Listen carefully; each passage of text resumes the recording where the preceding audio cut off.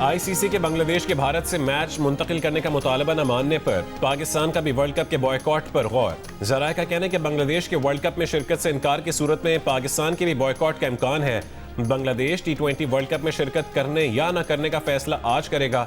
गुज़िश्ता रोज ICC ने बाज़ाब्ता तौर पर बांग्लादेश की दरख्वास्त मुस्तरद करते हुए कहा था कि बांग्लादेश को वर्ल्ड कप खेलना है तो मैचेस मेजबान मुल्क भारत में ही खेलना होंगे।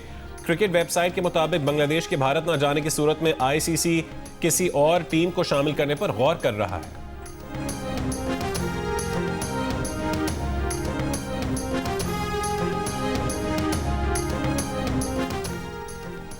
बांग्लादेश हुकूमत ने आइंदा लाएहमल तय करने के लिए क्रिकेट टीमों के खिलाड़ियों को बुला लिया। वर्ल्ड कप से मुतालिक राय ली जाएगी।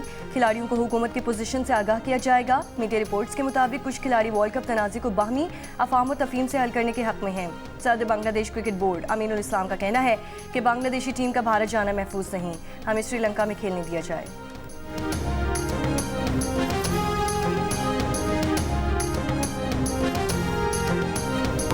गुजारिश रिक्वेस्ट करना चाहता हूं पाकिस्तान बचाने के लिए कि कराची को आर्टिकल 148, आर्टिकल 149 के तहत फेडरल टेरिटरी का हिस्सा बनाया जाए। पाकिस्तान में एक एडमिनिस्ट्रेटिव दारुल खिलाफा है इस्लामाबाद, ये पाकिस्तान का फाइनेंशियल दारुल खिलाफा होगा। इसको पाकिस्तान, ये शहर जितना पोटेंशियल वाला है, इसके पोटेंशियल को देखते हुए ये किसी इस जैसे सूबाई एडमिनिस्ट्रेशन के हाथों में नहीं दिया जा सकता। कराची को वफाकी दारुल हुकूमत का हिस्सा बनाया जाए। कराची अब ऐसी एडमिनिस्ट्रेशन के हवाले रहने का मजीद मुतहमिल नहीं हो सकता। रहनुमा NQM मुस्तफ़ा कमाल ने कराची को वफाक का हिस्सा बनाने का मुतालबा कर दिया। कहा कि 18वीं तरमीम हमें मार रही है, हमारी नस्ल कुशी कर रही है। 18वीं तरमीम का ड्रामा खत्म होना चाहिए, ये मुल्क के लिए नासूर बन गई है। 18वीं तरमीम में दिए गए इख्तियारात हमारी फलाह के लिए इस्तेमाल नहीं हो रहे। उन्होंने कहा कि कराची वाले कितने हादसात और बर्दाश्त करें, कितनी लाशें और उठाएं, कितने और लोग जल कर मरें, कितने मजीद बच्चे गटर में गिर कर मरें, हमारी दाद रसी कब होगी, लोगों को क्या तसल्ली दें। 18 साल से आप लोगों की हुक्मरानी है। सिंध हुकूमत से जब शिकायत करें तो जवाब आता है कि बल्दिया फैक्ट्री की आग का जवाब दो, भत्ताखोरी का जवाब दो। क्या इसका जवाब ये है? कोयटा ज़ियारत चमन पशीन मस्तूम कल्लात और कान मेहतरजई में बर्फबारी। चमन में बर्फ पड़ने के हसीन मनासिर, चेहरे खिले थे, घर दरख्त और गाड़ियां बर्फ से ढक गए। ज़ियारत में भी हर तरफ बर्फ ही बर्फ दिखाई देने लगी। जिला नौशकी में 10 साल बाद बर्फबारी। चमन में कोशिक टॉप और खान मेहतरजई में बर्फबारी के बाइस शाहराहों पर ट्रैफिक की रवानी मुतासिर। खुसूसी मशीनरी से बर्फ हटाकर सड़कें रवा रखने की कोशिशें। बलूचिस्तान के मुख्तलिफ हिस्सों में सर्द हवाओं, बारिश और बर्फबारी ने ठंड बढ़ा दी। पेशावर समेत खैबर पख्तूनख्वा के मुख्तलिफ हिस्सों में बारिश का सिलसिला शुरू। बनू, कोहाट, औरकजई और हंगू में भी बादल बरस रहे हैं। शुमाली वज़ीरिस्तान में रस्मक और शवाल के पहाड़ियों पर बर्फबारी।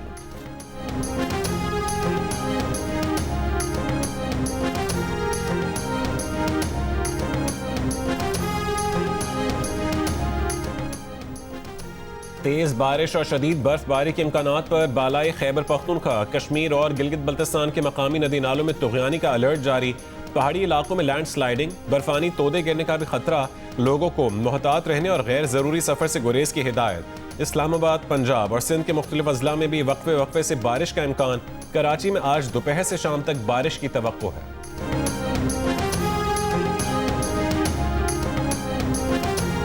गुल प्लाजा में मलबे तले लापता अफराद को ढूंढने के लिए ऑपरेशन जारी। मशीनरी के जरिए मलबा हटाने का काम आर्जी तौर पर रोक दिया गया। डिप्टी कमिश्नर जनूबी जावेद नबी खोसो का कहना है कि मशीनरी के इस्तेमाल से इमारत के गिरने का खदशा है। मलबे के बायस इमारत के गिरने वाले हिस्सों में सर्चिंग नहीं की जा सकती। इमारत के दरवाजे क्यों बंद थे, तहकीकात कर रहे हैं। आग से मुतासरा गुल प्लाजा में 88 लापता अफराद में से 60 अफराद की लाशें या बाक़ियात मिल चुकी हैं। मज़ीद 4 अफराद की लाशों की शनाख्त के बाद शनाख्त की जाने वाली लाशों की तादाद 15 हो गई। गुज़श्ता रोज़ क्रॉकरी की दुकान से 20 से 25 लाशों की बाक़ियात मिली थी। मरने वालों ने जान बचाने के लिए दुकान में पनाह लेकर शटर गिरा लिया था।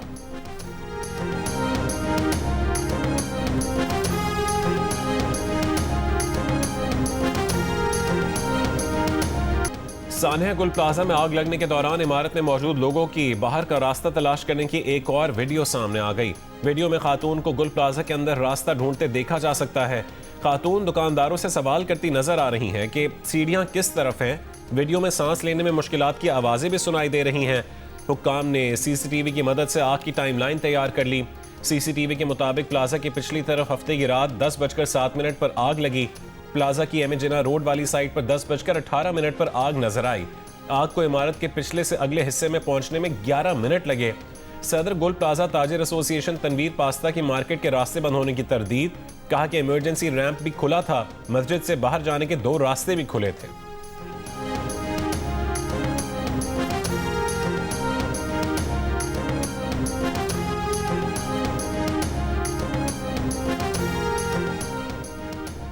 कैपिटल इमरजेंसी सर्विसेज के अपने हेडक्वार्टर में भी फायर सेफ्टी मैकेनिज्म मौजूद नहीं।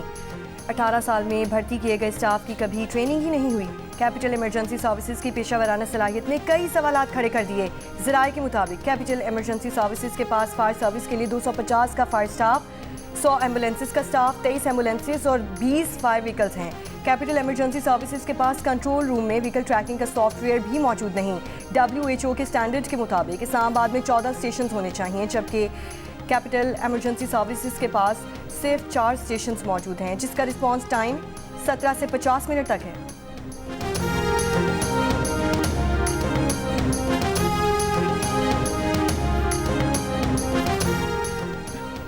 रावलपिंडी की 163 हाई राइजेज इमारतों में सिर्फ एक कमर्शियल इमारत के महफूज होने का इंकशाफ। रेस्क्यू ज़राए के मुताबिक 151 इमारतों में सेफ्टी आलात, हंगामी रास्ते, धुएं के अखराज का खुदकार निज़ाम ही नहीं है।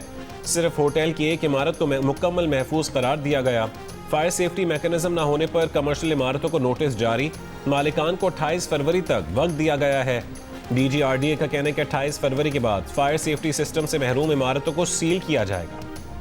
तनकीद अपनी जगह पे है और चीज़ें होती रहती हैं। तो बात यह है कि गुल प्लाजा का एक बड़ा एक अफसोसनाक इवेंट हुआ है या जो भी एक हादसा हुआ है, जिसको मैं समझता हूँ पोलिटिसाइज नहीं होना चाहिए। उस पर सूबाई हुकूमत जो है उसने पहले भी कहा अगर JT बनने की ज़रूरत पड़ी हम JT भी बनेंगे, सब कुछ करेंगे। गवर्नर खैबर पख्तूनख्वा फैसल करीम कुंजी ने कहा है कि गुल प्लाजा के अफसोसनाक वाक़े पर सियासत नहीं करना चाहिए। सिंध हुकूमत वाज़ेह कर चुकी है कि JIT बनाएगी। सिंध हुकूमत पर तनकीद करने वाले बताएं कि उन्होंने क्या किया। गवर्नर ने कहा कि वफाक हमारे सूबे के साथ ज्यादती बंद करे। पंजाब से आटे की तरसील पर पाबंदी से मुतालिक वज़ीर आला पंजाब और वज़ीर आज़म से बात करेंगे। वफाक हमारे सूबे के साथ ये ज्यादती करना बंद करे। सूबों के दरमियान बदमज़गियाँ पैदा ना की जाएँ, आसानियाँ पैदा करें।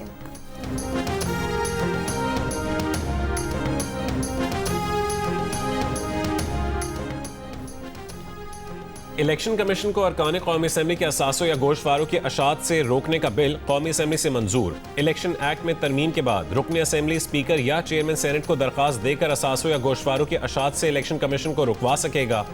असासों की तफसीलात 1 साल तक शाया नहीं की जा सकेंगी। असासों की तफसीलात खुफिया तौर पर इलेक्शन कमीशन को जमा करवाई जाएंगी। इलेक्शन कमीशन के फैसले से मुतासिर रुकन असम्बली के पास 1 महीने में आईनी कोर्ट में अपील का इख्तियार होगा। तहरीक इंसाफ के रहनुमा बैरिस्टर गौहर ने बिल की मुखालफत करते हुए कहा है कि आप इलेक्शन लॉ के मामलात सुप्रीम कोर्ट के बजाय आईनी कोर्ट में लेकर जा रहे हैं। इसमें आइन की तशरीह की ज़रूरत नहीं है।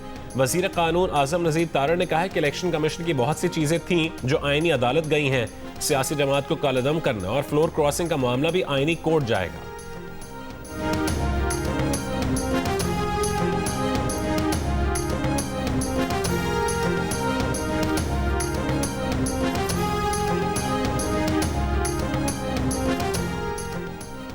पाकिस्तान ने गजा में पायदार अमन के लिए बोर्ड ऑफ पीस में शमूलियत की दावत कबूल कर ली। तर्जुमान दफ्तर खारजा के मुताबिक अमेरिकी सदर डोनाल्ड ट्रंप की जानिब से वज़ीर आज़म शहबाज शरीफ को बोर्ड ऑफ पीस में शामिल होने की दावत दी गई।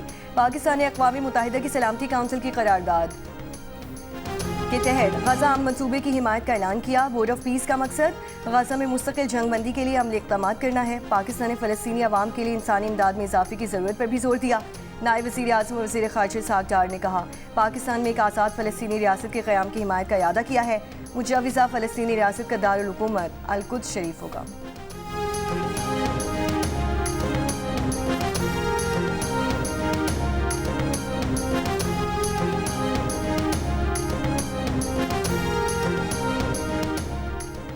सेनेट में कायदे हिज़्ब इख्तिलाफ अल्लामा राजा नासिर अब्बास ने कहा है कि पाकिस्तान ने गजा पर सदर डोनाल्ड ट्रंप के बोर्ड ऑफ पीस में जो शमूलियत इख्तियार की है ये अखलाकी तौर पर गलत और नाकाबिल दिफा है। अमीर जमात इस्लामी पाकिस्तान हाफिज ज़ईमुर रहमान ने कहा है कि गजा ऑन बोर्ड फ़लस्तीनियों के वसाइल और ज़मीनों पर कब्जे का नया निज़ाम है। पाकिस्तान की शमूलियत के हुकूमती फैसले को मुस्तरद करते हैं। पाकिस्तान की फ़ौज किसी सूरत भी गजा नहीं जानी चाहिए।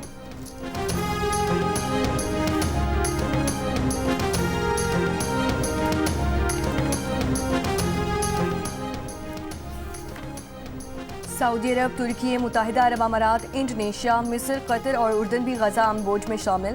मुश्तरका बयान में कहा गया है कि गजा में ऐसा देर पर अमन कायम किया जाएगा जिसकी बुनियाद फ़लस्तीनियों के हक़ खुद इरादियत पर होगी और फ़लस्तीन को रियासती हैसियत दी जाएगी। हर मुल्क गजा अमन बोर्ड में शमूलियत की दस्तावेज़ पर अपने अपने कानूनी तरीक़ेकार के मुताबिक दस्तखत करेगा।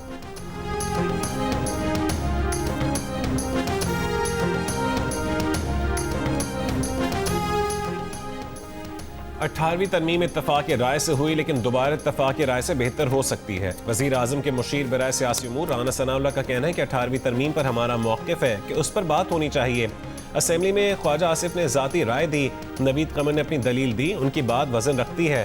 प्रोग्राम जियो पाकिस्तान में गुफ्तगू करते हुए कहा है कि जब तक ज़िली हुकूमत को बाइख्तियार नहीं बनाया जाएगा, लोगों के मसाइल हल नहीं होंगे। गुल प्लाजा की इजाफी मंजिलों की मंजूरी किसने दी और कब बनी, पूरा एहतसाब होना चाहिए।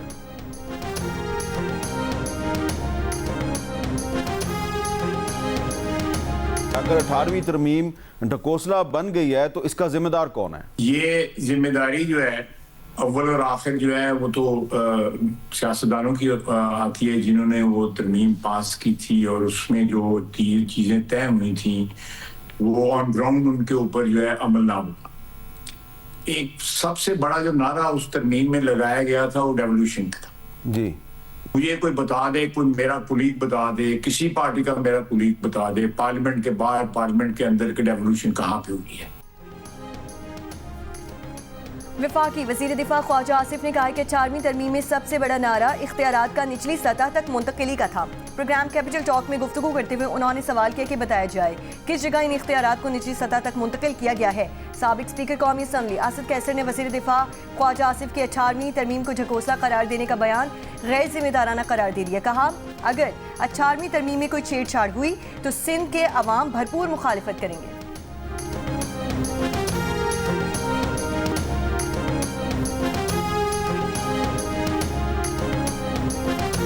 ख्वाजा साहब से इत्तफाक करते हैं कि 18वीं तरमीम एक ढकोसला बन चुकी है।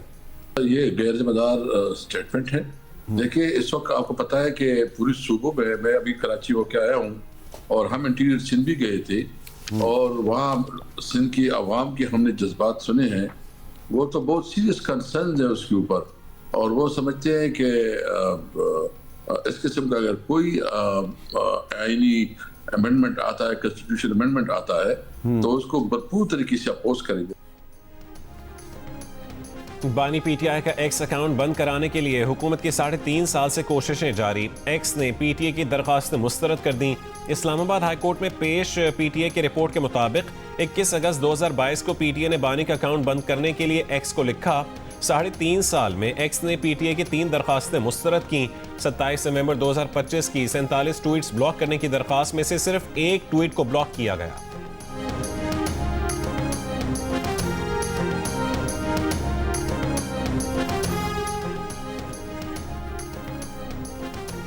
अमरीकी सदर ट्रंप ने कहा है कि नेटो के साथ ग्रीनलैंड के मुस्तकबिल पर इब्तदाई इत्तफाक हो गया। 1 फरवरी से नाफिज होने वाले टैरिफ मंसूख कर दिए गए। नेटो सेक्रेटरी जनरल से डेविस में मुलाकात के बाद फैसला किया। बोले ग्रीनलैंड मुआहिदा तवीलुल मुद्दती होगा। मुआहिदा थोड़ा पेचीदा है, तफसीलात बाद में बयान की जाएगी। ग्रीनलैंड से मुतालिक मुआहिदा दायमी होगा। इससे पहले खिताब करते हुए ट्रंप ने ग्रीनलैंड पर कब्जे के लिए ताकत के इस्तेमाल का ऑप्शन रद्द कर दिया था और कहा था कि ग्रीनलैंड अमरीकी सिक्योरिटी के लिए ज़रूरी है। अमेरिका ग्रीनलैंड पर गोल्डन डोम दिफाई निज़ाम बनाएगा। मीडिया रिपोर्ट्स के मुताबिक डील की बुनियाद ग्रीनलैंड में अड्डों का क़याम है जो अमरीकी इलाका होंगे। ग्रीनलैंड डेनमार्क के पास रहेगा या नहीं, नेटो सेक्रेटरी जनरल का कहना है कि ट्रंप से गुफ्तगू में ये मामला ज़ेरे बहस नहीं आया।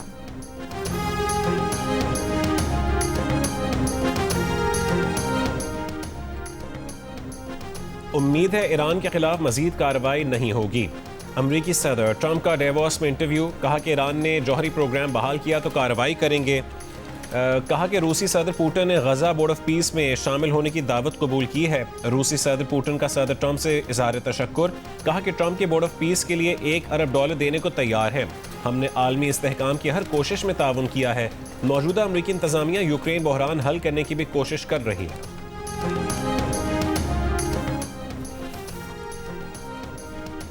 गैर मुल्की पुष्ट पनाही में गुज़श्ता दिनों ईरान में दहशतगर्दी के वाक़यात में 3117 अफराद जाँ बहक हुए।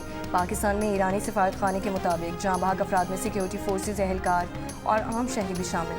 दहशतगर्दी के वाक़यात में 2427 ईरानियों को शहीद करार दिया गया था। ईरान पर दोबारा हमला हुआ तो वो जून 2025 जैसा ज़ब्त नहीं दिखाएगा, बल्कि पूरी ताकत से जवाब देगा। ईरानी वज़ीर ख़ारजा अब्बास इराक़ची का अमरीकी अखबार में मज़मून लिखा कि ईरान में होने वाले हालिया मुज़ाहरे इब्तदा में पुरअमन थे, मगर बाद में उन्हें गैर मुल्की अनासिर ने हाईजैक किया। बेशतर हलाकतें ईरान के पुलिस एहलकारों और आम शहरियों की हुई, जिन्हें सरकारी तौर पर शोहदा का दर्जा दिया गया है। हुकूमत ने तशद्दुद को रोकने के लिए इंटरनेट और मवासिलाती निज़ाम को आर्जी तौर पर बंद किया, जो अब बतदरीज बहाल हो रहा है।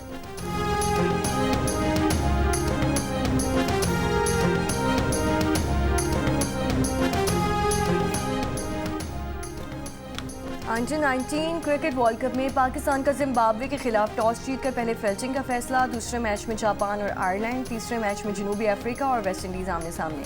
मैचेस जियो सुपर और डिजिटल ऐप माइको से बराह रास्त नशर किए जा रहे हैं।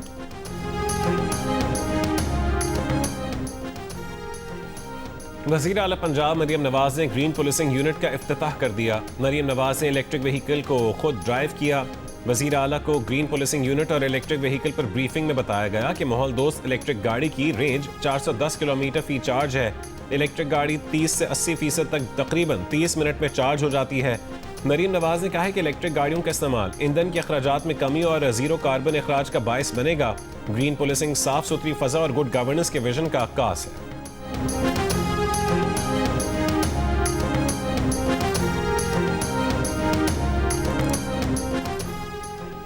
वज़ीर आला बलोचिस्तान सरफराज बुख्ती का कहना है कि बलोचिस्तान में चंद माह में तजावुज़ात के खिलाफ 3000 से ज़ायद ऑपरेशन किए जा चुके।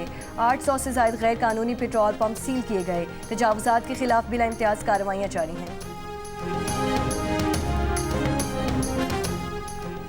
कराची में रेंजर्स की खुफिया मालूमात की बुनियाद पर मुख्तलिफ कार्रवाइयाँ, 9 मुल्ज़िमान गिरफ्तार। तर्जुमान के मुताबिक मुल्ज़िमान से असलहा, मनशियात, मोबाइल फ़ोन और नकदी बरामद। मुल्ज़िमान आदि मुजरिम है और मुख्तलिफ थानों में मुकदमात दर्ज है।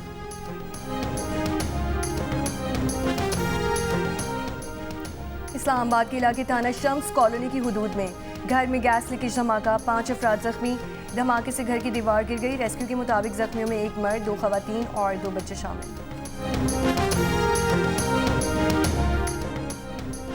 लाहौर भेकेवाल पिंड में पालतू शेरनी के हमले से 8 साल की बच्ची जख्मी। बच्चे के कान और गर्दन पर जख्म आए हैं। पुलिस के मुताबिक भेकेवाल पिंड में 2 भाइयों बिलावल और शुजात ने घर पर शेरनी पाल रखी थी। वो उसे एक से दूसरी जगह रिक्शे में मुंतकिल कर रहे थे कि शेरनी ने छलांग लगाई और करीब से गुजरती 8 साल बच्ची पर हमला कर दिया। मुल्ज़िमान ने शेरनी को पकड़ा और रिक्शे में डालकर फरार हो गए, जिन्हें बाद में नवाकोट से गिरफ्तार किया गया। शेरनी बरामद। मुल्ज़िमान के खिलाफ कानूनी कार्रवाई का आगाज। मुल्ज़िमान के पास शेर रखने का लाइसेंस नहीं था।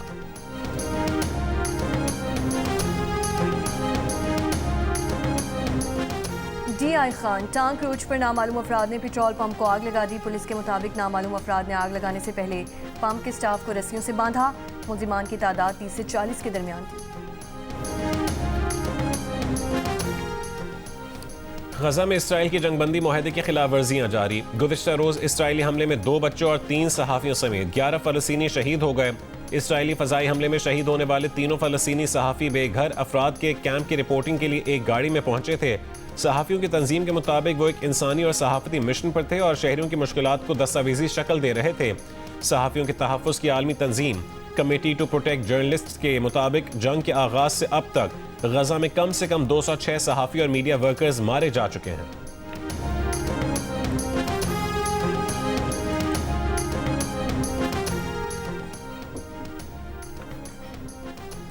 बरतानिया के under secretary of state Himesh falcons का कहना है कि पाकिस्तान को मतलूब अफराद की हवालगी का मामला कानून के मुताबिक देखा जा रहा है। मीडिया से गुफ्तगू में कहा कि शवाहिद मौसूल हो चुके, गैर जानिबदार पुलिस तहकीकात के बाद फैसला होगा। पाकिस्तान और बरतानिया करीबी ताल्लुकात और अहम शराकतदारी रखते हैं।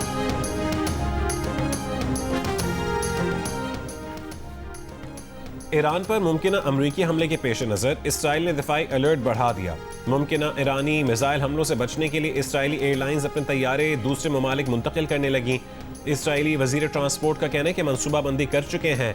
कुछ जहाज पहले ही किब्रस, एथेंस, थाईलैंड, अमरीका और दीगर यूरोपीय ममालिक मुंतकिल हो चुके हैं।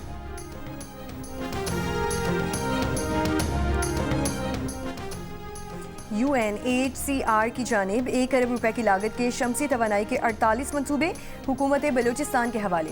शमसी तवानाई से लैस सहूलियात के मनसूबे से सालाना 20 लाख अफराद को फ़ायदा पहुँचेगा। शमसी तवानाई पर मुंतकिल किए गए इदारों में बुलान मेडिकल कॉम्प्लेक्स और दीगर इदारे शामिल। इटली में समंदरी तूफान ने तबाही मचा दी। सिसिली और सार्डिनिया जजायर में समंदरी पानी रेस्टोरेंट्स और घरों में दाखिल हो गया। वीडियो में लहरों को साहिल के करीब मौजूद रेस्टोरेंट में दाखिल होते हुए देखा जा सकता है। समंदरी तूफान से मुतासर इलाकों में सड़कें ज़ेर आब आ गईं। बिजली का निज़ाम भी बुरी तरह मुतासर। साहली इलाकों से 190 अफराद को महफूज मकामात पर मुंतकिल किया गया। हंगामी ऑपरेशन सेंटर्स फ़ाल कर दिए गए।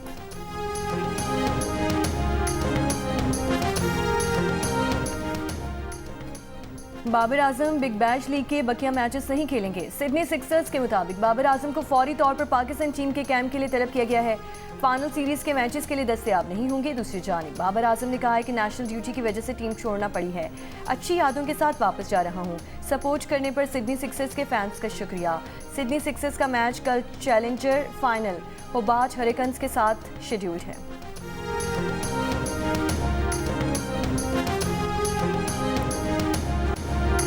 और कैनेडियन अदाकारा रेचल मैकएडम्स को Hollywood walk of fame star से नवाज दिया गया। मीन गर्ल्स और द नोटबुक जैसी फिल्मों से मारूफ होने वाली मैकएडम्स ने अपने करियर में ब्लॉकबस्टर कामयाबियों के साथ साथ अवार्ड याफ्ता परफॉर्मेंसेस भी दी।